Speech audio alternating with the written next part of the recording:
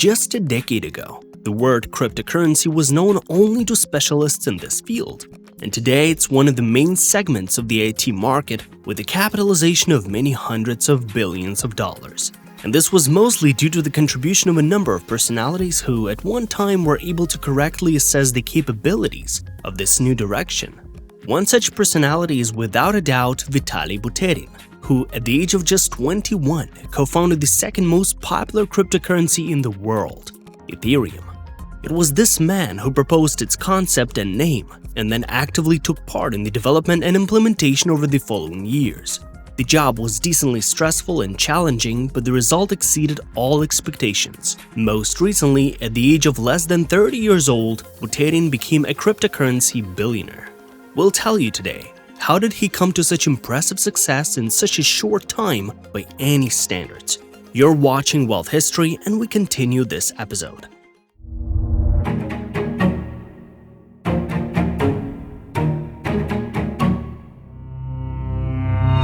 Entering IT world.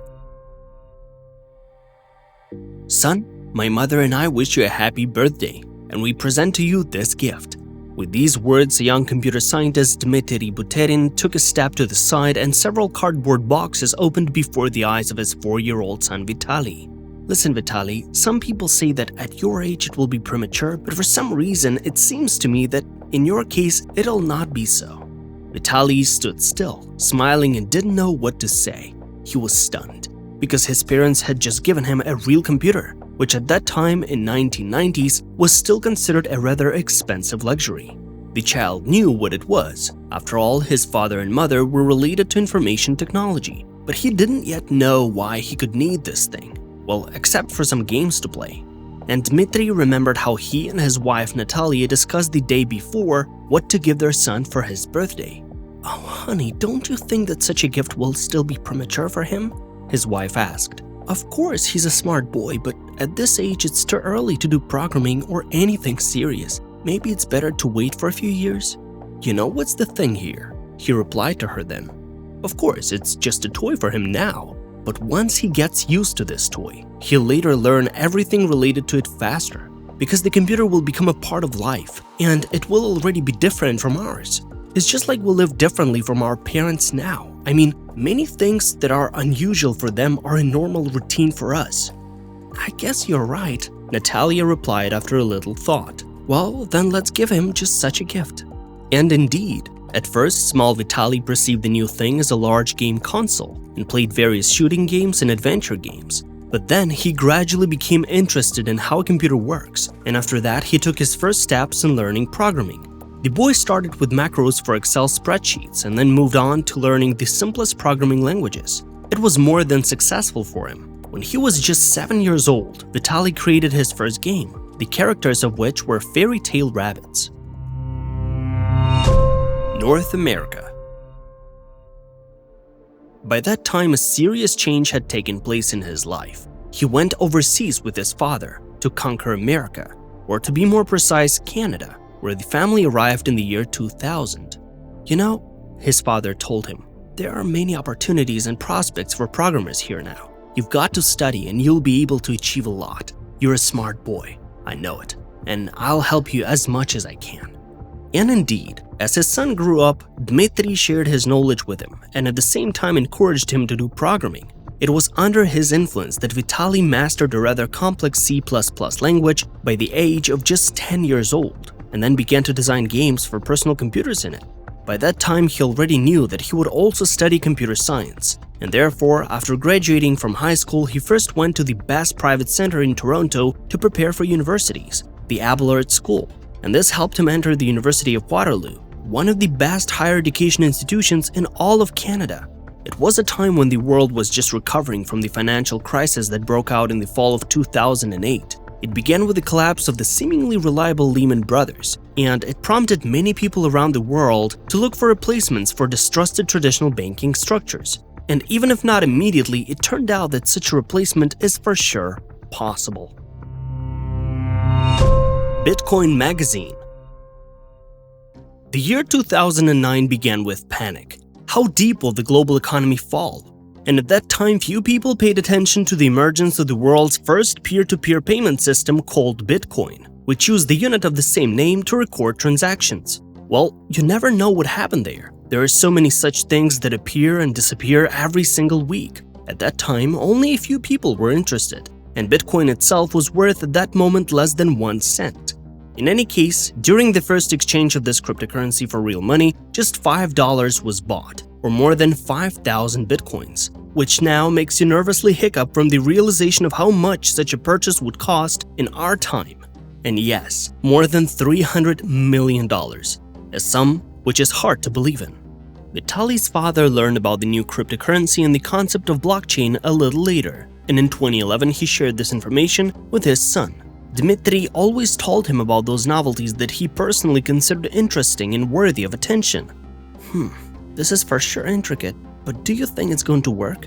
Vitaly asked his father this question with obvious skepticism. After all, this very cryptocurrency is not physically backed by pretty much anything, which means it's unreliable, and who will trust such incomprehensible and volatile assets? Now, yes, few people know about cryptocurrency and therefore do not trust this system, Dmitry Buterin answered. But over time, more and more people will start using it, and then confidence within various people and even companies will begin to increase. You'll see, and the market capitalization will grow. I think that this is a promising market. However, you'll soon see it for yourself. Vitaly thought in doubt. This is a strange concept, but since Dad says so, I'll need to find out more about it. He's a smart man and will not tell me anything bad. A couple of months later. You know, Dad, I suppose that I was wrong, Vitaly admitted to his father when they met at home on the weekend. Crypto is really a very interesting thing, and most importantly, here you can turn around and come up with something of your own. And you already have ideas, don't you? The father asked, knowing that his son must have already planned something like this. Yes, there are some, he answered. I started a blog here, and through it I met a guy from Romania on the internet. And then we decided to publish a magazine on cryptocurrencies. Even the name has already been invented. Bitcoin Magazine. Simple and clear. Well, there are people here who will help with this, so let's start. And then we'll see. I mean, it's not so difficult to do this on the web. This is how this magazine began to be published, and Vitaly published his articles on blockchain and cryptocurrencies in general. He didn't earn much money on this, by the way he was paid in bitcoins, but most importantly he became well known and began to be consulted on these topics. And in his university, such fame was more than useful. He was invited as an assistant by the well-known information security specialist Ian Goldberg. By the way, he spent his fee for the first article on the purchase of a t-shirt, and it cost then 8.5 bitcoins. Which were exchanged for $15. Yes, this was the rate at that time. And well, where would we find a time machine now to return to that time at least for a single day? Ethereum. As a whole, everything was going fine for Vitaly, and at that time he was quite combining his studies with the development of the international cryptocurrency movement. But this went on for a little over a year, after which the young rising star of the cryptocurrency world had to make a difficult choice.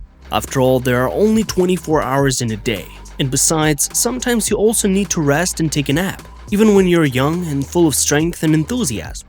Vitaly, on the other hand, spent at least 30 hours every week studying the blockchain and writing the appropriate code, which was no longer possible to combine with his studies and scientific work at the university. At the end, only one thing had to remain, and the young man, after a lot of thinking, decided what exactly. Hear me out, he explained his decision to his father. I feel that I've found myself in this niche and will be able to realize my fullest potential in this area. Well, and when it's about studying, it's a pity, of course, but you can learn on your own. There are all opportunities for this now. People at large don't need universities. Young Vitaly did not mention that he already had ideas that later formed the basis of a new cryptocurrency project, and it was necessary to draw them up in order to look for like-minded people and assemble a team of developers. Since Bitcoin is of course a perfect idea and concept, but it has a serious drawback: the lack of a developed scripting language designed for writing applications, and blockchain as such needs to be improved. In general, there's something to put a hand to. But Vitaly can't cope with the task alone. He needs a well-coordinated and friendly team. By the end of 2013, Buterin first presented the concept of Ethereum to the public, formalizing it in the form of a white book. It also described the philosophy and technical foundations of the new cryptocurrency, the feature of which was the ability of users to create smart, well-designed contracts, that being self-operating contracts with execution conditions written into the code, ensuring transaction security, automation, and a high degree of decentralization, which also stood for user anonymity. This document attracted the attention of the programming community, and some 30 people became interested in this concept. And at the beginning of the next year, Vitalik voiced it at the BTC Miami 2014 conference held in Miami. It was there that the backbone of the future development team was formed, and the fund of the famous investor Peter Thiel Network, allocated funding to them. After this happened, Buterin and like-minded people moved to Switzerland, where it was planned to create a global center for working with cryptocurrencies. Crypto World Star. By the way, Vitalik himself later admitted that by nature he's a typical nomad. He does not like to get attached mentally and physically to any single place and associate himself with a certain country, and can easily move to the opposite side of the world if necessary. See, he said in one of his interviews, "I consider myself a citizen of the world, an inhabitant of the planet Earth, and yes, in my profiles on social networks, I always designate our planet as my location, without indicating any specifics. And although they say that constant moving disorients them and only a permanent location gives a feeling of comfort, this is clearly not about me. I feel just different. If I change my place of residence in less than a week, then I'm really uncomfortable. But if I stay longer somewhere, I soon start to feel at home." And indeed, in the future, Vitalik moved more than once, though since 2017 he, for the most part, spends more time in Singapore. Perhaps he liked the city for its cosmopolitanism. Located at the crossroads of trade routes, it has long been recognized as a friendly place for global nomads, and especially with big money circulating in the country and promising projects, as was the case with Buterin and his team. But let's return back to 2015, when the Ethereum blockchain was completed and went live on July 30th. By the way, this name was also invented by Vitalik, who came across the word ether in the process of work. A little glance at the origin. In the 19th century, this was the name of a certain atmosphere in which all types of electromagnetic radiation, including light, spread. At that time, it was believed that this very ether permeates all space and matter, cannot be detected by any methods, and does not manifest itself in the world. In a single word, such an ideal and sort of mysterious substance. Additionally, at the end of the 19th century, the Michelson-Morley experiment challenged the existence of the ether itself. But even today, there are various theories suggesting its existence.